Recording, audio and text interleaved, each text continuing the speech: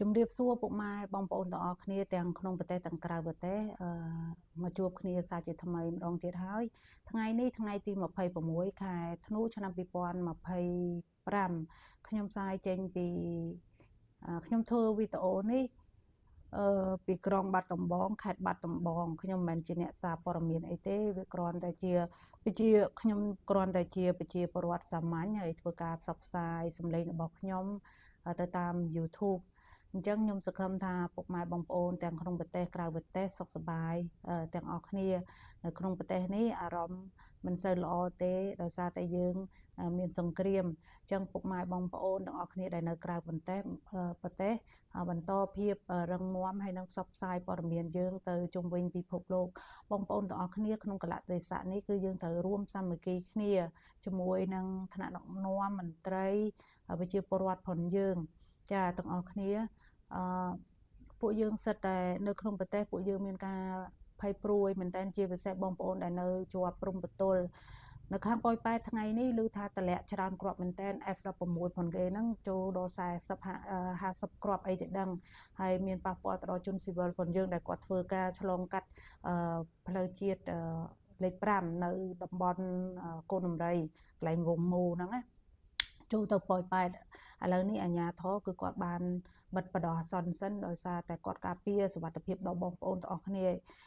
នាខ្ញុំជូនពរបងប្អូននៅខាងប៉ោយប៉ែតសុខសុវត្ថិភាពខ្ញុំឃើញបងប្អូនមួយចំនួនដែលគាត់ចេញផ្សាយ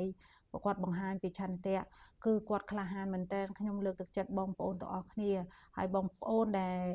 នៅខេត្តផ្សេងឬក៏នៅប្រទេសក្រៅអីសូមជួយលើកទឹកចិត្តគាត់ផងមិនគួររិះគន់ថាផ្សព្វផ្សាយនៅទៅយ៉ាត់ងាប់យ៉ាត់អីអញ្ចឹងណាពាក្យទាំងអស់នេះមិនគួរនិយាយសោះឡើយបងប្អូនគឺពួកគាត់មានការលះបង់ខ្លាំងណាស់អ្វីដែលគាត់ប្រកាសជាគេហៅថាមើលថែរក្សាទ្រព្យសម្បត្តិគាត់ហើយក៏គិតប្រទេសជាតិដែរអញ្ចឹងយើងមានតែការលើកទឹកចិត្តនឹងរួមសាមគ្គីគ្នាហើយថ្ងៃនេះដែរក៏ជាថ្ងៃទី3នៃការប្រជុំថ្នាក់ក្រោមរបស់ JBC អញ្ចឹងវាមានកត្តាជាច្រើនដែលស្នើសុំរវាងគ្នាទាំងគ្នាទៅវិញទៅមកហើយគេក៏គម្រាមយើងគ្រប់វិធីសាស្ត្រដែរតម្លាក់គ្រាប់បែកផងអីផងបាត់ដំបងថ្ងៃទី24គេមកតម្លាក់នៅខាងភ្នំសពៅនិងបាណន់កន្លែងបទាយវាធ្វើឲ្យប៉ះពាល់សតិអារម្មណ៍ទៅដល់ក្មេងៗខ្លាំងមែនតើហើយបាត់ដំបងរហូតមកដល់ថ្ងៃនេះក៏រៀងនៅស្ងប់ស្ងាត់ដែរហ្នឹងហើយពួកគាត់មិនទាន់ស្វាមដូចអ្នកនៅខាងប្រទេសមានជ័យប៉ោយប៉ែតដល់មានជ័យប្រាភាអញ្ចឹងណាហ្នឹងហើយវិជាតិស្វាមហ្នឹងខ្ញុំជឿថាគាត់ប្រកាសជាចូលមកកន្លែងវិញហើយ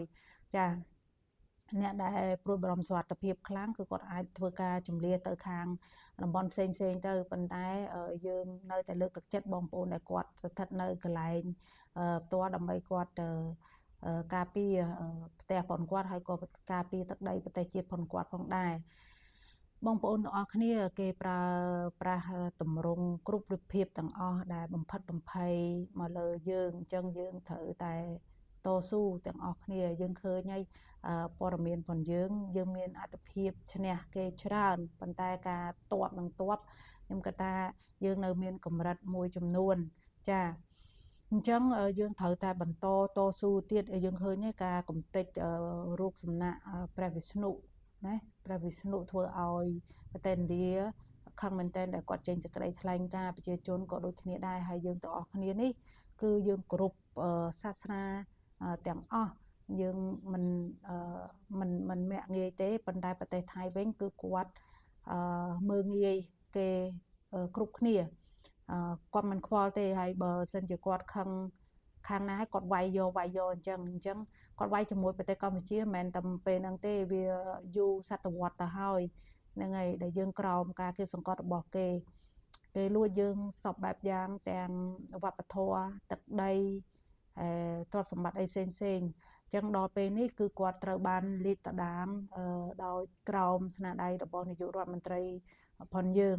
ចាអញ្ចឹងខ្ញុំគិតថាព័ត៌មានទាំងអស់នេះវាពិតជាសំខាន់ណាស់ដែលបងប្អូនទាំងអស់គ្នាត្រូវបន្តចែករំលែកផ្សព្វផ្សាយបន្ថែមទៀតគ្រប់ភាសាទាំងអស់ដើម្បីឲ្យគេដឹងឮពេលខ្លះវីដេអូផងយើងមិនអាចតែមួយចង់ឲ្យគេដឹងទាំងអស់ទេអញ្ចឹងពេលដែលយើងបង្កើតច្រើនទៅវាអាចមានវីដេអូណាមួយទៅផ្ទុះដែលធ្វើឲ្យសហគមន៍អន្តរជាតិគេចូល មកអន្តរាគមន៍ជាមួយយើងចាពួកខ្ញុំជឿថាអ្នកដែលដឹងពីបញ្ហានេះច្បាស់គឺមានប្រធានអាស៊ានម៉ាឡេស៊ីលោកអាន់វ៉ាហើយខាងលោកដូណាល់ត្រាំនៅខាងសហរដ្ឋអាមេរិកហើយនិងប្រទេសចិនក៏ដូចគ្នាដែរក៏ប៉ុន្តែគេក៏គិតអំពីប្រទេសគេអត្ថប្រយោជន៍ផងគេដែរតែយ៉ាងហោចណាស់សម្លេងរបស់យើងបានលើទៅដល់គេឲ្យគេឃើញថាតើប្រទេសយើងស្វែងរកការវាយគ្នាឬក៏សន្តិភាពគឺយើងបង្ហាញទៅជុំវិញពិភពលោកហើយយើងស្វែងរកសន្តិភាពប្រជាពលរដ្ឋផងយើងឡើងឈរទាំងអស់គ្នាកាន់ទង់ជ័យទង់ជាតិរបស់ប្រទេសកម្ពុជាយើងគឺយើង Cambodia need peace ចាយើងមិនមែនចង់ទៅ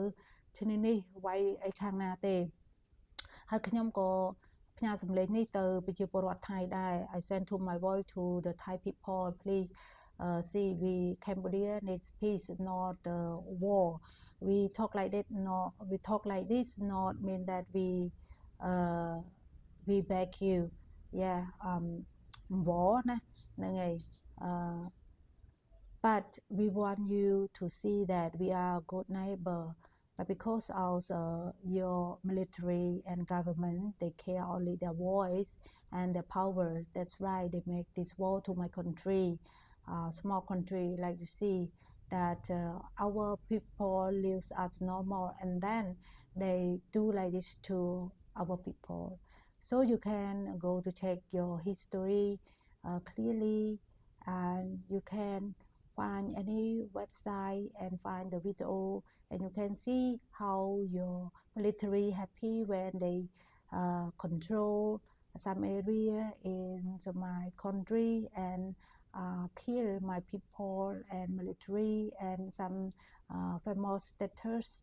yes they temple so on they look so happy yes so you can see all this អញ្ចឹងបងប្អូនទាំងអស់គ្នាខ្ញុំចង់និយាយថាយើងត្រូវតែរួមសាមគ្គីគ្នាជាធ្លុងមួយធ្វើដំណើរទៅមុខទៀតខ្ញុំសង្ឃឹមថាយើងនឹងទទួលបានការការពារដោយសុវត្ថិភាពយូរអង្វែងបើសិនជាយើងអាចដាក់ក្រុមកិច្ចការ AOT អញ្ចឹងយើងនឹងទទួលបានជោគជ័យហើយក្នុងពេលនេះគឺយើងត្រូវតែអត់ធ្មត់ខ្ញុំលើកឧទាហរណ៍មួយតកតនឹងការទះដៃបងប្អូនស្ដាប់ទាំងអស់គ្នា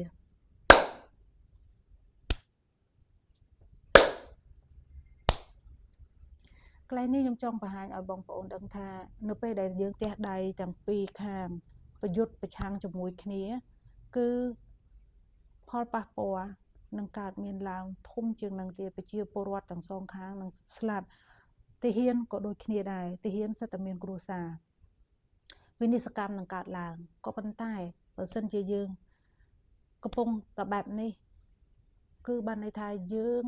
នឹងកាត់បន្ថយចំនួនខ្លាំងឥឡូវនេះប្រទេសកម្ពុជាគឺប្រៀបដូចជាដៃខាងនេះអញ្ចឹងប្រទេសថៃប្រៀបដូចបែបនេះចាយោធាថៃគាត់មកទាំងអស់គ្រប់សភាវុធប្រគាត់ទំនើបគឺមកទាំងអស់ F16 Gripen T50 ណារត់ក្រោះអីផ្សេងគឺគាត់មកទាំងអស់តែខ្មែរយើងគឺគាត់ចេញសភាវុធតែមួយចំនួនតែប៉ុណ្ណោះនេះដូចខ្មែរយើងអញ្ចឹងបើសិនជាខ្មែរយើងខ្លាំងទៅខ្លាំងមកខ្ញុំជឿថាសង្គ្រាមនេះគឺអត់ចប់ទេហើយនឹងមានការអន្តរាគមន៍ពីសហគមន៍អន្តរជាតិវាអាចត្រូវមានប្រទេសណាមួយដែលខុសហើយបងប្អូនអញ្ចឹងគេនឹងធ្វើការគៀបសង្កត់មកខ្លាំងមែនតើគេអាចមិនគៀបសង្កត់ទៅលើយោធាទេក៏ប៉ុន្តែគេអាចគៀបសង្កត់នៅសេដ្ឋកិច្ចអញ្ចឹងបងប្អូនទាំងអស់គ្នាត្រូវបន្តការជឿជាក់លើរាជរដ្ឋាភិបាលឲ្យទុកឲ្យលោកធ្វើការដោះស្រាយយើងចង់ស្ដាប់អ្វីដែលល្អជាការលើកទឹកចិត្តមិនមែនការរិះគន់ដោយមិនមានការពិចារណានោះទេរិះគន់មកសម្ដីអាក្រក់គុំគួរធ្វើអីហើយអ្នកដែលធ្វើអញ្ចឹងបានខ្ញុំជឿថាមានតែពួកដែលមិនបានយកគិតពិចារណានឹងសត្រូវយើងតែប៉ុណ្ណោះដែលធ្វើឲ្យយើងវិនិច្ឆ័យអន្តរាយទៅមុខទៀតអញ្ចឹងត្រូវទុកពេលវេលាដើម្បីឲ្យគាត់ធ្វើការដោះស្រាយណាហើយចំនួនវាតែងតែមានការខាតបង់ទៅវិញទៅមកប៉ុន្តែយើងត្រូវការសុខសន្តិភាពនិងការការពារនិងភាពរីកចម្រើនដ៏ពិតប្រាកដខ្ញុំសូមឧទ្ទិសកុសលដល់វីរៈកងទ័ពទាំងឡាយដែលបានបូជាអាយុជីវិតនៅសមរភូមិសូមឲ្យអស់លោកទាំងអស់ទៅកាន់សុគតិភពហើយសូមវីរៈកងទ័ពដែលនៅតែបន្តប្រយុទ្ធសូមបងប្អូនទាំងអស់ជួបតែសុខសុវត្ថិភាព សង្ឃឹមថាយើងនឹងទទួលបានសុខសន្តិភាពក្នុងពេលដ៏ឆាប់សូមអរគុណសូមជម្រាបលា